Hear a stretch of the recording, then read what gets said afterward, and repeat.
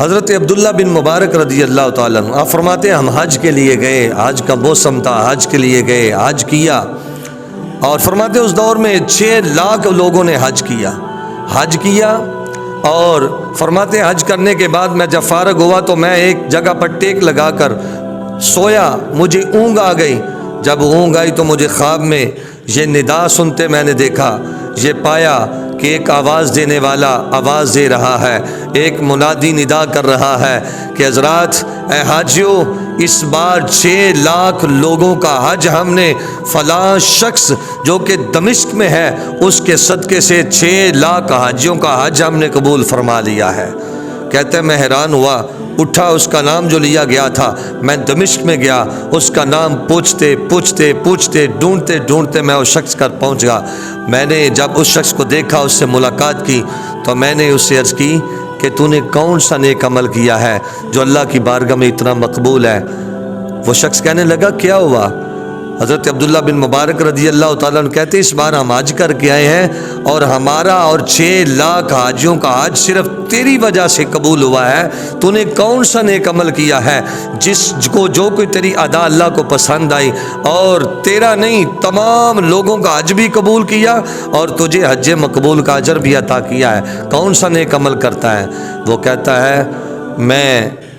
کوئی ایسا نیک عمل میں نے نہیں کیا، لیکن میں جوتے سلائی کرتا ہوں۔ میں نے جوتے سلائی کر کے بڑے سالوں کے بعد رقم جوڑی، بڑے سالوں میں نے پیسہ جمع کیا اس غرض سے کہ میں حج کرنے کے لیے جاؤں گا، میں بھی حضور علیہ الصلوۃ والسلام کا روزہ دیکھوں گا، میں بھی وہ جو ہے سنہری جالیوں کی زیارت کروں گا، میں بھی مکہ المکرمہ میں کعبے کا طواف کر کے مقام ابراہیم میں نفل پڑھوں گا، میں بھی حجر اسود کو بوسہ دوں گا، میں بھی رکن یمانی کو بوسہ دوں گا، میں بھی دروازہ کعبہ کو بوسہ دوں گا۔ کہتے ہیں وہ شخص عرض کرتا ہے کہ حضور میں نے 6 سال میں یا اس سے زائد عرصے میں پیسے جوڑ کے پیسے اکٹھے کیے اور میں نے حج کا ارادہ بنایا۔ کہتے ہیں میں نے جب پیسے پورے ہو گئے، حج کا ارادہ مکمل ہو گیا، میری بیوی حاملہ تھی۔ ایک دن رات کو میری بیوی کو گوشت پکنے کی کہیں سے خوشبو آئی تو اس نے کہا کہ میں نے بھی گوشت کھانا ہے، آج مجھے بھی گوشت لا کر دو۔ میری بیوی حاملہ تھی، میں نے اس کا یہ تقاضا پورا کرنے کے لیے باہر نکلا، جہاں سے ہمسائیگی میں خوشبو آ رہی تھی گوشت پکنے کی، میں نے ان کا دروازہ کھٹکھٹا دیا۔ دروازہ کھٹکھٹایا تو ایک شخص باہر آیا، میں نے کہا کہ میری بیوی حاملہ ہے اور تمہارے گھر سے گوشت کی خوشبو نکل رہی ہے، اگر آپ تھوڑا سا پکا ہوا سالن دے دیں تو میں اس کی خواہش پوری کر سکتا ہوں۔ وہ شخص مجھے بلا کے اندر لے گیا اور کہنے لگا کہ یہ جو گوشت ہے نا، یہ میرے لیے کھانا حلال ہے اور آپ کے لیے کھانا حرام ہے۔ میں نے عرض کیا کیوں؟ آپ کے لیے کھانا کیوں حلال ہے اور میرے لیے کیوں حرام ہے؟ وہ شخص کہنے لگا اس لیے کہ کافی دنوں سے میرے بچے بھوک سے بلک رہے تھے اور نہ کچھ کھانے کو تھا، نہ کچھ پینے کو تھا، نہ ہی کچھ کام کاج تھا، نہ ہی کوئی محنت مزدوری مل رہی تھی کہ میں محنت مزدوری کر کے ان کا پیٹ پالتا۔ کافی دنوں سے میرے بچے بھوک سے بلک رہے تھے، اب قریب تھا کہ میرے بچے بھوک سے مر جاتے، تو میں باہر نکلا، رات کے اندھیرے میں گیا، باہر ویرانے میں نے دیکھا کہ ایک گدھا مرا ہوا ہے، میں اس گدھے کے گوشت کو چیر کے تھوڑا سا گوشت لے آیا ہوں اور میں وہ گوشت پکا کے کھا رہا ہوں۔ کہتے ہیں وہ شخص،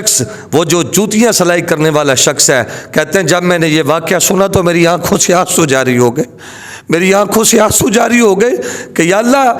اتنے مجبور لوگ بھی تیرے اس معاشرے میں موجود ہیں۔ کہتے ہیں میں وہاں سے اٹھا اور میں اپنے گھر گیا اور اسی طرح ایک امانت کے طور پر جتنے پیسے میرے پڑے ہوئے تھے حج کے لیے میں نے وہاں سے اٹھائے اور لا کے اس شخص کی جولی میں ڈال دیے اور کہا جا تو اپنے بچوں کا پیٹ پال لے، مالک کائنات نے میرے مقدر میں حج لکھا ہوگا تو مجھے عطا کر دے گا، مجھے پھر دے دے گا۔ کہتے ہیں میرا تو اس سے بڑھ کر کوئی بھی عمل نہیں ہے۔ حضرت عبداللہ بن مبارک رضی اللہ تعالیٰ عنہ جب یہ واقعہ سنا تو آنکھوں سے آنسو جاری ہو گئے، اور حضرت عبداللہ بن مبارک رضی اللہ تعالیٰ عنہ کہتے ہیں تجھے خوشخبری میں دیتا ہوں، تجھے خوشخبری ہے کہ اللہ تعالیٰ جل جلالہ نے تجھے حج مقبول کا اجر بھی عطا کر دیا ہے اور تیری وجہ سے 6 لاکھ حاجیوں کا حج بھی اللہ نے قبول فرما لیا ہے۔ تو حضرات آپ دیکھیں ہمارے معاشرے میں ارد گرد کتنے لوگ مجبور ہیں، کتنے لوگ ایسے ہیں جن کے گھر میں آج کھانا نہیں پکا،